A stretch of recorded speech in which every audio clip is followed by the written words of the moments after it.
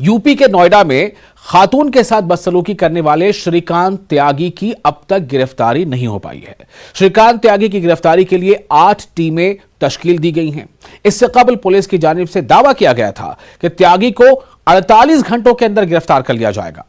हालांकि इंतजामिया की जानिब से त्यागी के घर में गैर कानूनी तामीरात के खिलाफ कार्रवाई की गई है। नोएडा डेवलपमेंट अथॉरिटी ने सबसे पहले ओबेक्स सोसाइटी में श्रीकांत तिवारी के रिहायशगाह पर कार्रवाई की। इसके बाद वहां फौरी तौर पर बुलडोजर चला दिया गया। यह कार्रवाई सोसाइटी के कॉमन एरिया और पार्किंग पर की गई है। इस कार्रवाई पर सोसाइटी के लोग खुश नजर आए। उनका कहना था कि श्रीकांत बीजेपी के नाम से लोगों को डराया करता था। आज योगी जी के इस कार्रवाई से बहुत ज्यादा यहाँ के रेजिडेंट खुश हैं और जो नोएडा अथॉरिटी है उनके सीईओ हैं उनकी भी इस कार्रवाई से बहुत खुश हैं। हालांकि उन्हें वो ये एक्शन पहले ले लेना चाहिए था, लेकिन जो हुआ देर आए दुरुस्त आए। जो ईश्वर ने किया वो बहुत अच्छा किया, लेकिन नुकसान उनका हुआ। जनता बेहद खुश है। इसमें कहीं ना कोई किसी ना किसी की कोई कमी होगी तभी खुश है। बहुत की हैं कंप्लेंट, लेकिन वो कानूनी प्रक्रिया जरा बहुत स्लो है ना। अब जो है जो इन्होंने हमारा वो एक और कांड कर दिया। वो पहले इंक्रोचमेंट इतनी थी, अब और ज्यादा करना चाहते थे, उसमें पब्लिक भड़क गई तो ये वो भी सामने आ गया और ये भी सामने आ गया। हम अभी भी उनके जब तक वो अरेस्ट नहीं होते हमारा काम पूरा नहीं होगा, संतुष्टि नहीं होगी। हम लोग सेफ नहीं है, क्योंकि कल जब वो गुंडे भेज सकते हैं, आज भी भेज सकते हैं वो। सबसे पहले पुलिस उनको अरेस्ट करे। श्रीकांत कभी भी अपने आप को ये न समझे कि हम यहाँ पर हैंडीकैप्ड रह रहे हैं। अगर वो बंगल से 50 आदमी भेज सकता है तो हम यहाँ पर 100 राइफल इकट्ठी कर सकते हैं। कोई इसमें दो राय नहीं है। हम भी गांव से आए हैं, हम बिल्कुल नहीं डरेंगे श्रीकांत को। आप ये बताइए ना, उनकी वाइफ अंदर है, बच्चे अंदर है, उनका क्या कर रहे हैं? सुना अपने सोसाइटी के लोग क्या कह रहे हैं। सोसाइटी के लोगों को सबसे बड़ा तो इस बात की पहले तो खुशी है कि एक्शन हुआ है। छज्जे वज्जे थोड़ी बहुत दीवारें वारें गिराई गई हैं, लेकिन उनका कहना है कि जब तक गिरफ्तारी नहीं होती है हमें चैन नहीं मिलेगा और हमें सुरक्षित हम अपने आप को महसूस नहीं कर पाएंगे। शंकर आनंद हमारे नुमाइंदे हमारे साथ जुड़ चुके हैं, उनके पास चलते हैं ताज़ा जानकारी के लिए। शंकर आनंद, आपका बहुत इस्तकबाल है। शंकर आनंद, 48 घंटे की डेडलाइन थी, क्या हुआ उसका?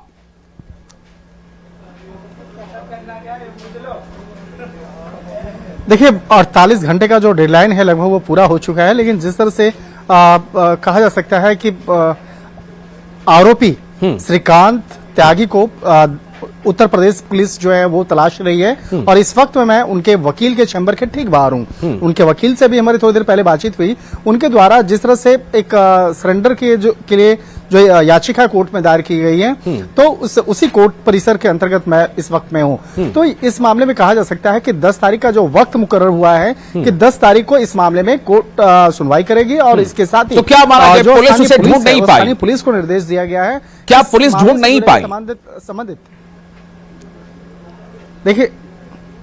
देखिए इस मामले में कोर्ट के द्वारा एक स्टेटस रिपोर्ट मांगा गया है कि जो मामला दर्ज कराया गया था उस मामले पर एक स्टेटस रिपोर्ट आप फाइल करें। लेकिन अब जिस तरह से अगर मामले की अगर बात करें तो ये मामला एक और भी बेहद रोचक हो गया है। और रोचक होने की जो वजह बताई जा रही है कि इस वजह से, क्योंकि जिस तरह से ये मामला अब कोर्ट में आया और कोर्ट में इस मामले में जिस तरह से उत्तर प्रदेश की पुलिस अब इस मामले की तफ्तीश में जुटी है, तो निश्चित तौर पे कहा जा सकता है कि इस मामले में आरोपी को गिरफ्तार किया जाएगा। और गिरफ्तार करने के लिए कई टीम का गठन किया जा चुका है। और उत्तर प्रदेश पुलिस के जो हमारे वरिष्ठ अधिकारी, जो हमारे सूत्र हैं, उनका कहना है कि इस मामले में जल्द ही आरोपी को गिरफ्तार कर लिया जाएगा। और जो सरेंडर करने की जो प्रक्रिया होती है, सरेंडर करने के पहले ही उसे गिरफ्तार कर लिया जाएगा। आज की अगर बात करें तो आज भी कोर्ट के अंदर में शंकर, मेरा सवाल आपसे ये है, जो कि आप क्राइम बीट को अक्सर देखते हैं, मेरा सवाल ये है कि जिस तरह से सोसाइटी के लोग खुश इस बात को लेकर हैं कि कुछ कार्रवाई हुई है कुछ एनक्रोचमेंट को लेकर के, लेकिन वो कह रहे हैं कि जब तक गिरफ्तारी नहीं होगी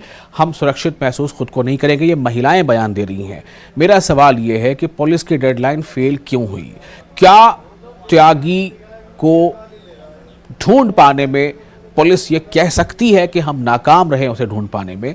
क्या त्यागी पुलिस पर भारी पड़ रहा है?